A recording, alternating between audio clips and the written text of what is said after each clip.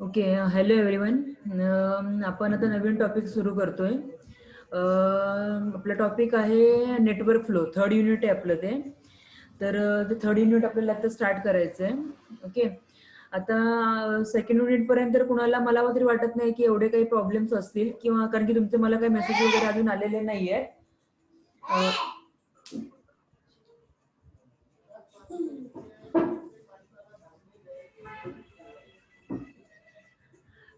तर आपण आता एक थर्ड युनिट आपलं जे आहे ते थर्ड युनिट सुरू करूया. थर्ड युनिटमध्ये आपल्याला नेटवर्क फ्लो, त्याच्यानंतर बेसिक नोटेशन्स आणि टर्मिनॉलॉजीज वगैरे हे सगळे टॉपिक्स आपल्याला बघायचे आहेत. त्याच्यानंतर फ्लोज, कट्स, ऑग्युमेंटिंग पाथ, त्याच्यानंतर आपला जो अल्गोरिदम आहे, लेबलिंग अल्गोरिदम, तो अल्गोरिदम बघायचा आहे. आणि त्याच्यानंतर काही कॉन्क्रीट एक्झाम्पल्स आहेत. त्याच्यानंतर लिनियर प्रोग्रामिंग प्रॉब्लेम्स पण एक आहे. त्याच्यानंतर आपल्याला नेटवर्क फ्लोज मध्ये आपल्याला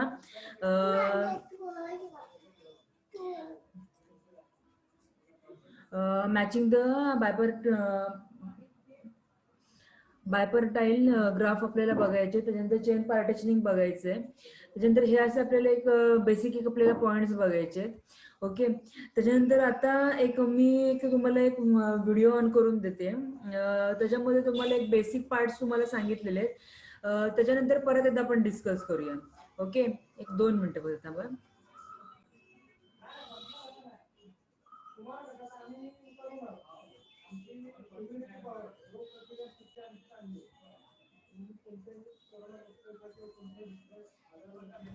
Hello everyone. Today we are going to learn about flow network or maximum flow in the network.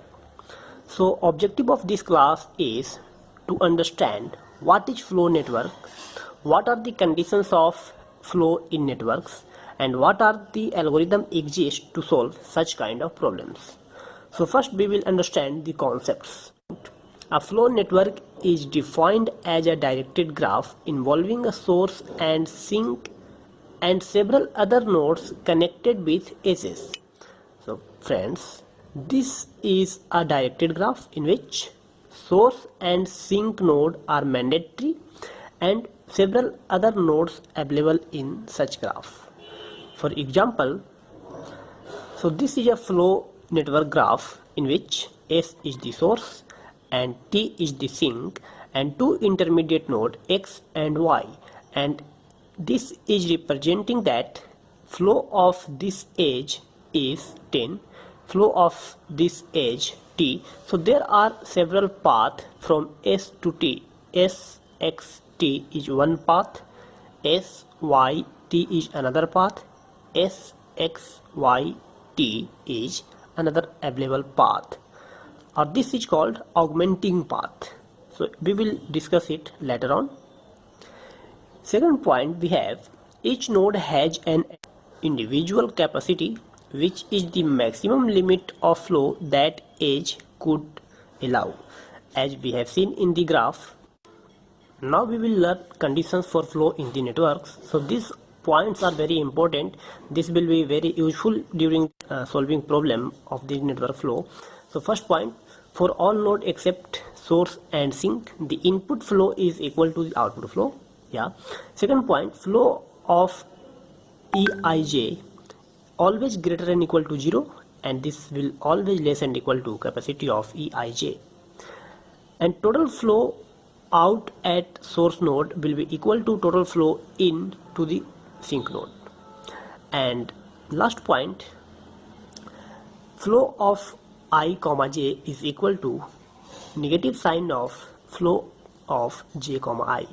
It means that if flow from I to j node is given some value, so this will be same for reverse direction, but sign will be negative. So this is the concept of skew symmetry. So skew symmetry followed in this case.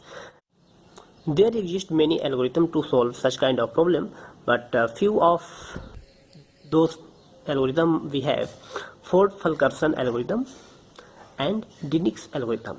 So we will discuss these two algorithms in coming videos.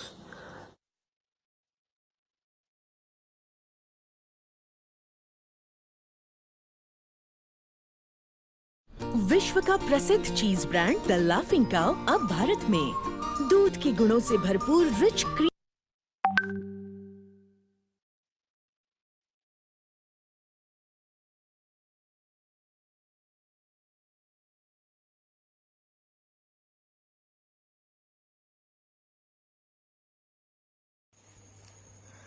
Friends, operation research की series में आज हम लोग पढ़ने जा रहे हैं maximum flow problem. और इस प्रॉब्लम को जो हम लोग फोर्ट फुलकर्शन रूल की मदद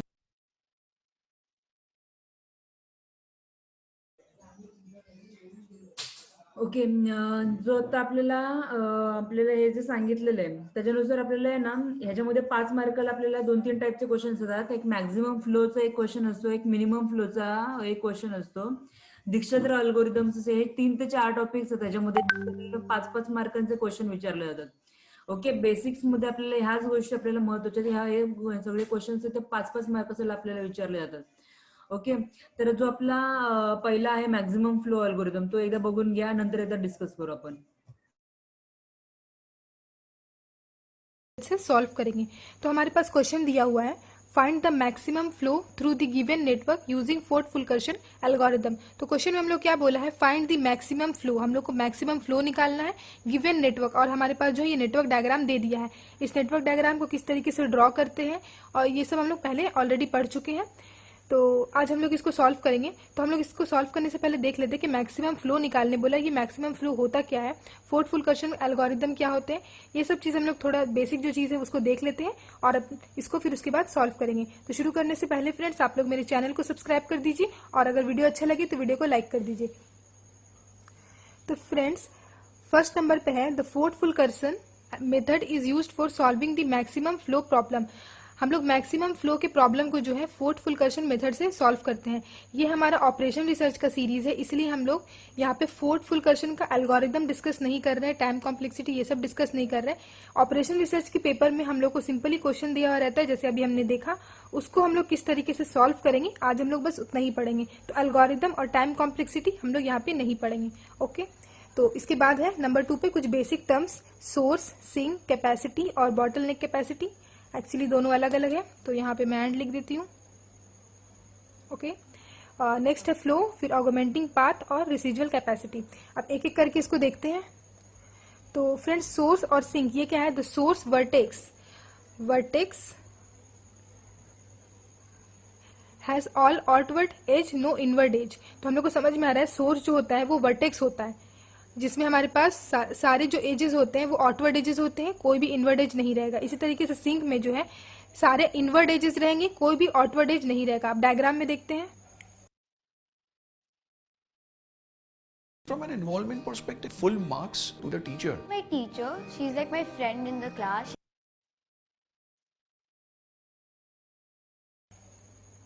तो हमारे पास इस नेटवर्क डायग्राम में बहुत सारे वर्टेक्स हैं, ये 1 2 3 ये सब जो है 4 5 6 7 ये इतने वर्टेक्स हैं। तो हम लोग देखेंगे इस वर्टेक्स में आउटवर्ड एजेस, वन वर्टेक्स के लिए अगर देखें तो वंस में जो है आउटवर्ड एजेस है और इसमें कोई भी इनवर्ड एजेस नहीं है, मतलब कोई भी एरो वन की तरफ नहीं आ रहा है, वन से सिर्फ एरो जो है दूसरे वर्टेक्स पे जा रहा है। तो ये हो जाएगा हमारा सोर्स। अच्छा, ये सोर्स हो गया। तो किसी और कोई और वर्टेक्स सोर्स हो सकता है क्या? अगर वर्टेक्स 2 देखें तो यहाँ पर भी हमारा जो आउटवर्ड एजेस है लेकिन इनवर्ड एज भी है। एक जो है वर्टेक्स एक जो है एज है जो 1 से 2 की तरफ आ रहा है, तो ये हमारा सोर्स नहीं हो सकता। इसी तरीके से हमारा जो है 1 सोर्स है। और अगर सिंक के लिए देखें तो हमारे पास 7 एक ऐसा वर्टेक्स है जिसमें सिर्फ इनवर्ड एजेस है और कोई भी ऐसा एज नहीं है जो 7 से जा रहा है किसी दूसरे वर्टेक्स पे, कोई भी इनवर्ड एज नहीं है। तो 7 हो जाएगा हमारा सिंक। तो बेसिकली इनिशियली होता है सोर्स और ये होता है सिंक, बट बाय डेफिनेशन क्या होता है वो भी हमने देख लिया। नेक्स्ट आगे देखते हैं। नेक्स्ट है हम लोगों का capacity and bottle neck capacity. तो बॉटल नेक कैपेसिटी की डेफिनेशन हमने यहाँ पे लिखी हुई है। कैपेसिटी, मला एक सांगा, सोर्स आणि सिंक जे आहे ते कळालं का? नक्की सोर्स कसा कॅल्क्युलेट करायचा आणि सिंक कसा करायचा आहे? स्पीकर ऑन करा आणि मला पटकन आन्सर द्या.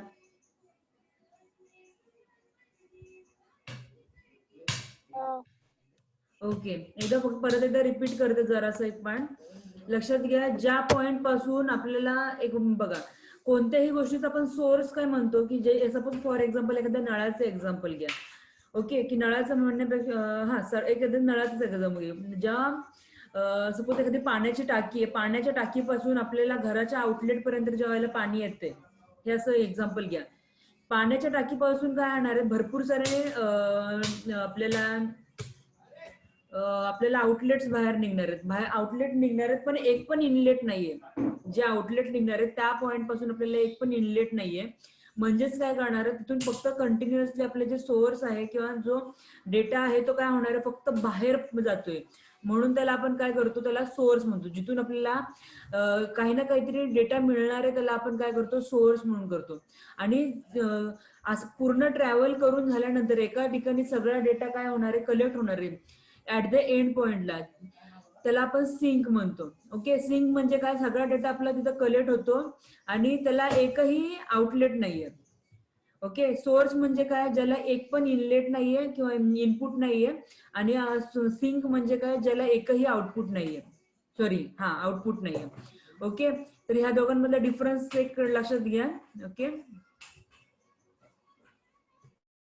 सोर्स. अच्छा, ये सोर्स हो गया. तो किसी और कोई और वर्टेक्स सोर्स हो सकता है क्या? अगर वर्टेक्स 2 देखें तो यहाँ पर भी हमारा जो आउटवर्ड एजेस है, लेकिन इनवर्ड एज भी है. एक जो है वर्टेक्स एक जो है एज है जो 1 से 2 की तरफ आ रहा है, तो ये हमारा सोर्स नहीं हो सकता. इसी तरीके से हमारा जो है 1 सोर्स है. और अगर सिंक के लिए देखें तो हमारे पास 7 एक ऐसा वर्टेक्स है जिसमें सिर्फ इनवर्ड एजेस है और कोई भी ऐसा एज नहीं है जो 7 से जा रहा है किसी दूसरे वर्टेक्स पे, कोई भी इनवर्ड एज नहीं है. तो 7 हो जाएगा हमारा सिंक. तो बेसिकली इनिशियली होता है सोर्स और ये होता है सिंक, बट बाय डेफिनेशन क्या होता है वो भी हमने देख लिया. नेक्स्ट आगे देखते हैं. नेक्स्ट है हम लोगों का capacity and bottle neck capacity. तो बॉटल नेक कैपेसिटी की डेफिनेशन हमने यहाँ पे लिखी हुई है. कैपेसिटी जो होता है जो 1 से 2 जो हमारा वर्टेक्स है उसमें जो हमारे पास जो वैल्यू दिए हुए वो कैपेसिटी है. और बॉटल नेक कैपेसिटी क्या है? Bottle neck capacity of a path. तो ये जो कैपेसिटी होता है हम लोग पाथ के लिए करते हैं. ये कैपेसिटी हम लोग 2 वर्टेक्स के बीच में नहीं निकालते, हम लोग जो है बॉटल नेक कैपेसिटी को पाथ के लिए निकालते. तो इसीलिए लिखा हुआ है bottle neck capacity of a path is the minimum capacity of any as on the path. अब डायग्राम से देखते हैं.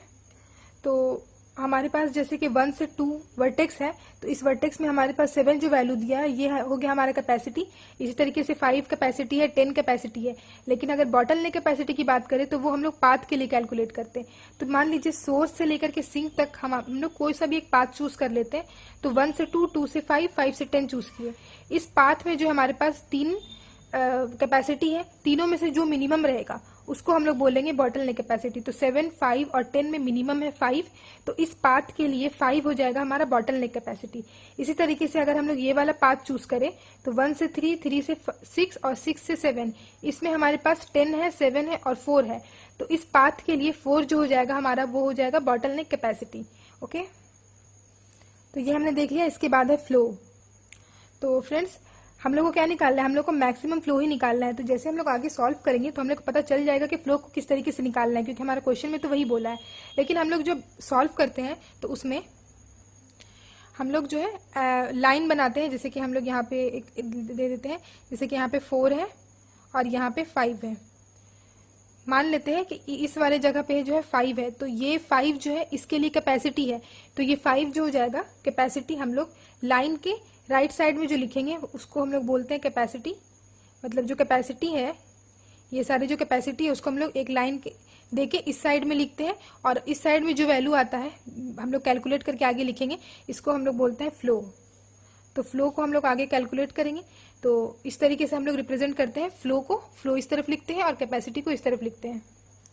तो फ्रेंड्स फ्लो किस तरीके से कैलकुलेट करेंगे वो तो हम लोग आगे देख लेंगे. नेक्स्ट है ऑगमेंटिंग पाथ. तो ऑगमेंटिंग पाथ जैसे कि मैंने अभी बोला कि हम लोग bottle neck capacity find out कर रहे हैं 1 से 2, 2 से 5, 5 से 10 के लिए. तो वो आएगा 5 हमारा बॉटल नेक कैपेसिटी. तो ये जो पाथ हुआ 1 से 2, 2 से 5 और 5 से 7 का जो पाथ है इसी को बोलते हैं हम लोग ऑगमेंटिंग पाथ. इसके बाद है रिसीजुअल कैपेसिटी. तो रिसीजुअल कैपेसिटी क्या है? Every edge of a residual graph. तो रिसीजुअल ग्राफ क्या है? Graph which represent flow of network. जो ग्राफ नेटवर्क के फ्लो को रिप्रेजेंट करता है उसको बोलते हैं रिसीजुअल ग्राफ. ओके, तो has a value called residual capacity. ये तो नॉर्मल सा है. विच इज इक्वल टू, अब यहां से देखिए, residual capacity is equal to original capacity minus current flow.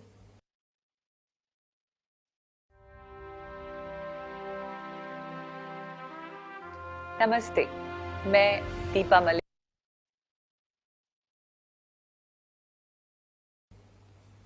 तो यहाँ पे देखिए रिसीजुअल कैपेसिटी निकालेंगे, तो ये कैलकुलेट करके हमने जैसे अभी बोला कि हम लोग इस तरीके से लिखेंगे, एक लाइन देकर के इधर कैपेसिटी जो वैल्यू है उसको लिखेंगे और जो फ्लो निकलेगा वो हम लोग इस तरफ लिखेंगे।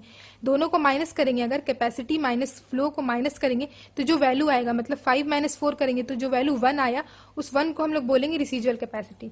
तो इतने सारे डिफिनेशन को जान लेने के बाद अब हम लोग जो है इसको सॉल्व करना स्टार्ट करते हैं। तो फ्रेंड्स फर्स्ट स्टेप में हम लोग क्या करेंगे, हम लोग के पास जो फ्लो रहेगा, हम लोग को फ्लो कैलकुलेट करना है। इनिशियली हम लोग को सबको क्या करना है, फ्लो को जीरो कर देना है। तो ये क्वेश्चन है, इसी में मैं फ्लो जीरो कर देती हूँ। आप लोग एक फिर से एक डायग्राम बना लें और उसमें आप लोग जीरो करें। मैं यहीं पे एक बार इनिशियली को जीरो कर देती हूँ। तो ये जो है जीरो, देखिए मैंने लाइन के इस तरफ लिखा है, फ्लो लिखा है, तो ये जो जीरो है ये फ्लो है। तो यहाँ पर भी हो जाएगा जीरो जीरो।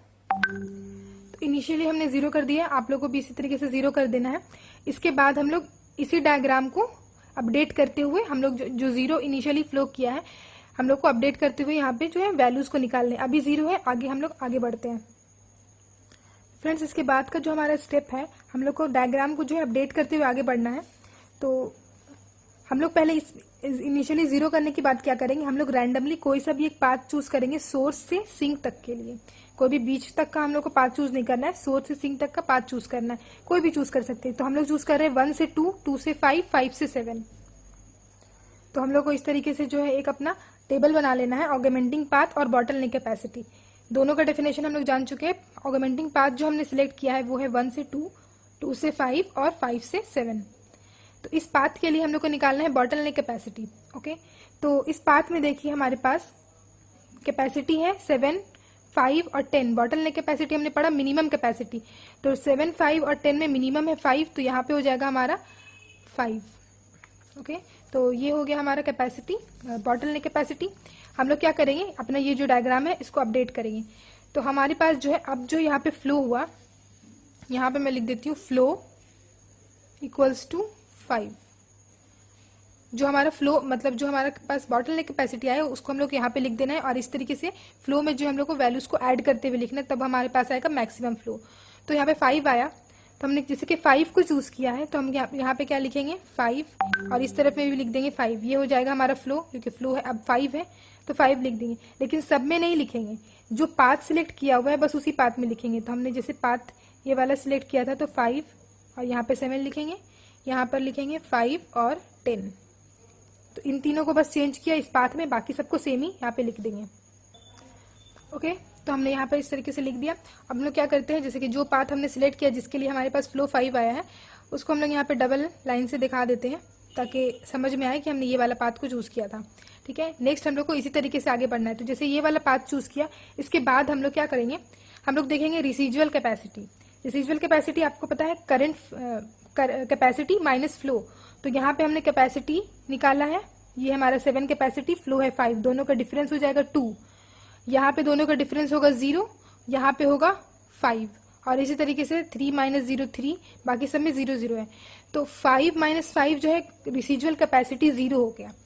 यहाँ पे मैं मार्क कर देती हूँ इसको। ओके, तो जहाँ पे रिसीजुअल कैपेसिटी 0 हो गया, वो वाला पाथ जो हम लोग का ब्लॉक हो जाएगा। मतलब अब जो हम लोग नेक्स्ट पाथ को चूज करेंगे वो पाथ हमारा 2 से 5 नहीं हो सकता है, वो 1 से 2 हो सकता है, 5 से 7 हो सकता है, क्योंकि यहाँ पे हमारा रिसीजुअल कैपेसिटी का वैल्यू 0 नहीं हुआ है।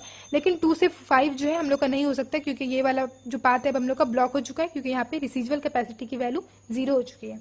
ओके,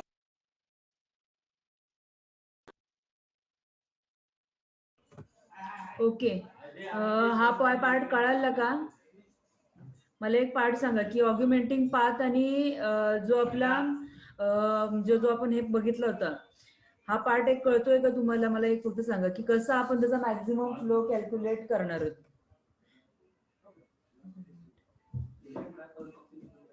मला फक्त पटकन आवाज देऊन सांगा कुणीतरी.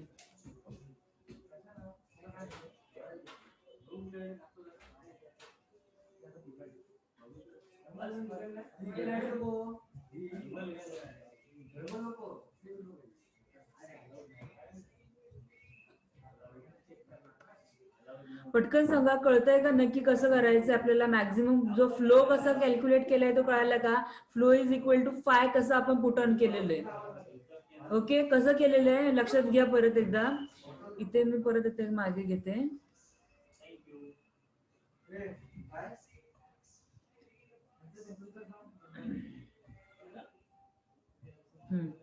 आपल्याला काय करावं लागतं, जो आपल्याला जी डायग्राम दिलेली आहे त्याच्यामध्ये आपल्याला मॅक्झिमम फ्लो कॅल्क्युलेट करायचं. माझा आवाज येतोय का?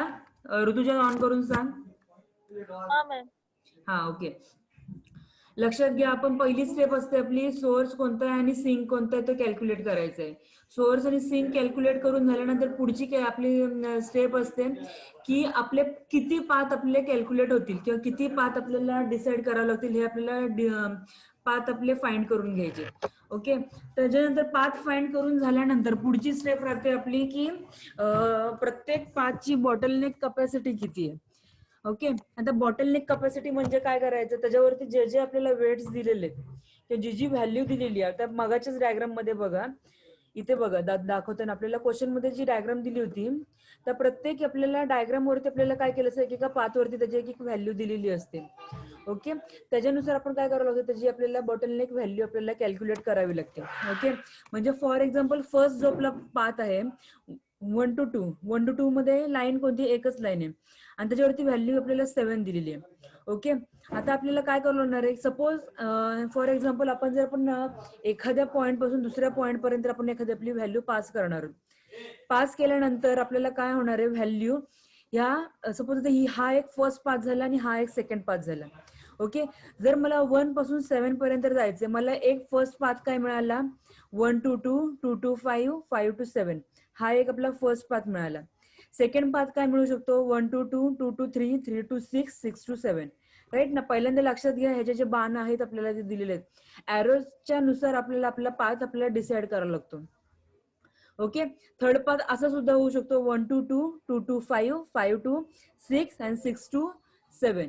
हे असे डिफरंट काइंड्स आपल्याला किंवा जे आपले पाथ आहेत ते जे आपल्याला पाथ आपल्याला डिसाईड करायला लागतात किंवा ते आपल्याला प्रत्येक इच आणि एव्हरी आपले पाथ आहेत त्याच्यानुसार आपल्याला काय करावं लागतं, प्रत्येकाची बॉटलनेक कॅपॅसिटी जी काय आहे ती बॉटलनेक कॅपॅसिटी आपल्याला कॅल्क्युलेट करावी लागते. ओके, त्याच्यानुसार आपण इथं काय केलेलं आहे, बॉटलनेक कॅपॅसिटी कॅल्क्युलेट केलेली आहे. ओके, हा एक पार्ट कळतोय का नक्की कसं आलेलं आहे किंवा काय ऋतुजा? ओके, क्योंकि फ्लो है अब 5 है तो 5 लिख देंगे, लेकिन सब में नहीं लिखेंगे, जो पाथ सिलेक्ट किया हुआ है बस उसी पाथ में लिखेंगे. तो हमने जैसे पाथ ये वाला सिलेक्ट किया था तो 5 और यहाँ पे 7 लिखेंगे, यहाँ पर लिखेंगे 5 और 10. तो इन तीनों को बस चेंज किया इस पाथ में, बाकी सबको सेम ही यहाँ पे लिख देंगे. ओके, तो हमने यहाँ पर इस तरीके से लिख दिया. अब हम लोग क्या करते हैं, जैसे कि जो पाथ हमने सिलेक्ट किया जिसके लिए हमारे पास फ्लो 5 आया है उसको हम लोग यहाँ पे डबल लाइन से दिखा देते हैं ताकि समझ में आए कि हमने ये वाला पाथ को चूज किया था. ठीक है, नेक्स्ट हम लोग को इसी तरीके से आगे बढ़ना है. तो जैसे ये वाला पाथ चूज किया, इसके बाद हम लोग क्या करेंगे, हम लोग देखेंगे रिसीजुअल कैपेसिटी. रिसीजुअल कैपेसिटी आपको पता है करंट कैपेसिटी माइनस फ्लो. तो यहाँ पे हमने कैपेसिटी निकाला है, ये हमारा 7 कैपेसिटी, फ्लो है 5, दोनों का डिफरेंस हो जाएगा 2. यहाँ पे दोनों का डिफरेंस होगा 0, यहाँ पे होगा 5 और इसी तरीके से 3 माइनस 0 3, बाकी सब में 0 0 है. तो 5 माइनस 5 जो है रिसीजुअल कैपेसिटी 0 हो गया. यहाँ पे मैं मार्क कर देती हूँ इसको. ओके, तो जहाँ पे रिसीजुअल कैपेसिटी 0 हो गया वो वाला पाथ जो हम लोग का ब्लॉक हो जाएगा. मतलब अब जो हम लोग नेक्स्ट पाथ को चूज करेंगे वो पाथ हमारा 2 से 5 नहीं हो सकता है, वो 1 से 2 हो सकता है, 5 से 7 हो सकता है, क्योंकि यहाँ पे हमारा रिसीजुअल कैपेसिटी का वैल्यू 0 नहीं हुआ है. लेकिन 2 से 5 जो है हम लोग का नहीं हो सकता क्योंकि ये वाला जो पाथ है अब हम लोग का ब्लॉक हो चुका है, क्योंकि यहाँ पे रिसीजुअल कैपेसिटी की वैल्यू 0 हो चुकी है. ओके, तो इसी तरीके से अब हम लोग जो है दूसरा पाथ सिलेक्ट करते हैं. हम लोग चूज करते हैं 1 से 3, 3 से 6 और 6 से 7. ओके, तो यहाँ पे 1 से 3, 3 से 6 और 6 से 7. तो इस पाथ के लिए हमारे पास बॉटलनेक कैपेसिटी क्या होगा, एक्चुअली हम लोग रिसीजुअल कैपेसिटी को कैलकुलेट करते हैं. तो यहाँ पे 10 माइनस 0 10 होगा, यहाँ पे 0 है, सब में 0 है, तो 10 7 और 4. तो बॉटलनेक कैपेसिटी होगा 4 क्योंकि ये मिनिमम है, तो यहाँ पे हम लोग लिखेंगे 4. ओके, तो अब हम लोग जो है अपना डायग्राम को फिर से एक बार बना लेते हैं जैसे यहाँ पे बनाया है. तो हम लोग जो इस बार ये वाला पाथ को सिलेक्ट किए, तो यहाँ पे इसको तो यहाँ पे इस पाथ को जो हमने डबल लाइन से दिखा दिया, जो पाथ को हमने डबल लाइन से दिखाया है उसके वैल्यू को छोड़ करके बाकी जो वैल्यू है, जैसे जो हमने यहाँ पे लिखा हुआ है उसको सबको फिलअप कर देंगे, बस इस पाथ की वैल्यू को छोड़ देंगे। ओके, और हमने यहाँ पे फ्लो इक्वल टू 5 भी लिख दिया। अब देखिए यहाँ पे था 10 कैपेसिटी, 7 और 4, तो इसको इसी तरीके से 10, 7 और 4 लिख देना है। और लाइन के इस साइड में जो हमने बॉटलनेक कैपेसिटी निकाला 4 को लिखेंगे यहाँ पर, 4 और 4, और यहाँ पे क्या होगा, फ्लो 5, यहाँ पे ऐड कर देंगे 4 को। ओके, तो इस तरीके से देखिए हम लोग का ये वाला पाथ हमने सिलेक्ट कर लिया, और यहाँ पे भी देखिए 4 - 4, यहाँ पे रिसीजुअल कैपेसिटी जो है 0 हो गया। तो ये वाला 6 से 7 का पाथ भी अब हम लोग का ब्लॉक हो चुका है।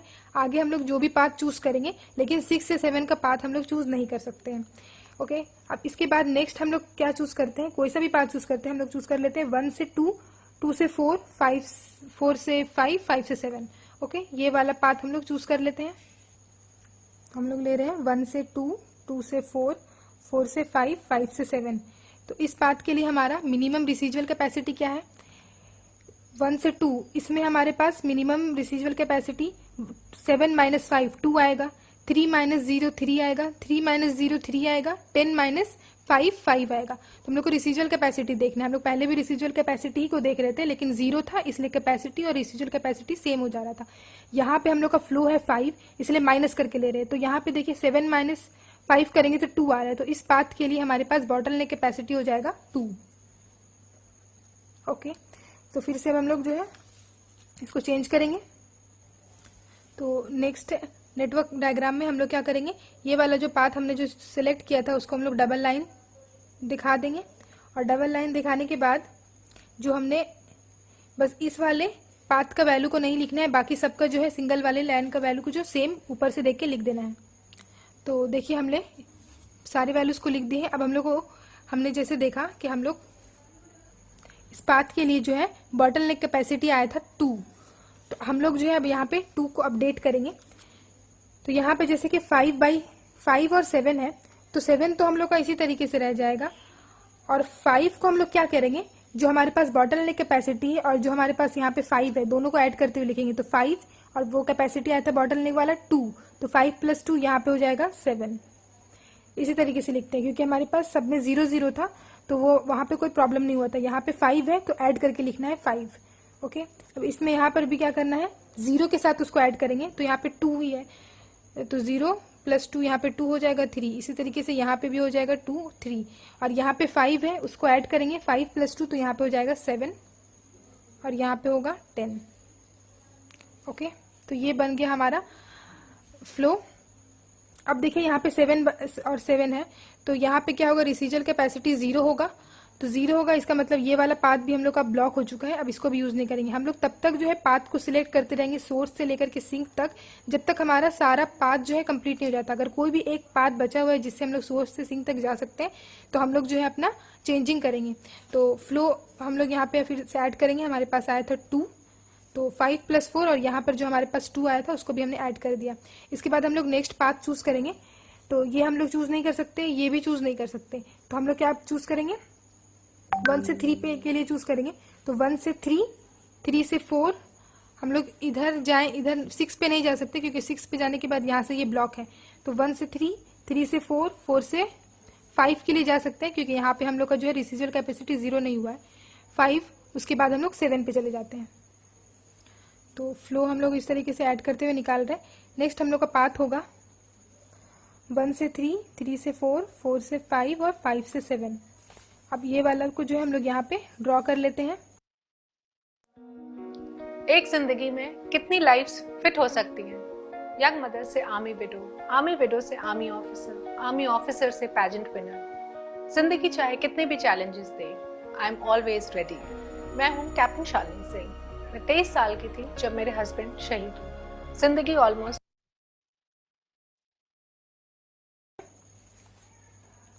तो देखिए हमने जो पाथ सिलेक्ट किया था उसको डबल लाइन से दिखा दिया है, और इस पाथ में वैल्यूज को छोड़ करके बाकी सारे वैल्यूज को जो हमने ऊपर से वैसे लिख दिया है। तो ये वाला जो पाथ है इसमें हमारे पास बॉटलनेक कैपेसिटी की वैल्यू क्या आएगी, तो यहाँ पे देखिए है 10 - 4, यहाँ पे है 6, इसके लिए है 2, इस वाली वैल्यू 4 से 5 के लिए आएगा 3 माइनस 2 1, और यहाँ पर आएगा 3, तो 1 मिनिमम है, तो 1 को हम लोग लिख देंगे, यहाँ पे लिख देंगे 1। तो बॉटलनेक कैपेसिटी हो गया 1, तो यहाँ पे फ्लो में यहाँ पे 1 ऐड हो जाएगा, हो गया। तो अब हम लोग को यहाँ पे इसके वैल्यूज को लिखने हैं।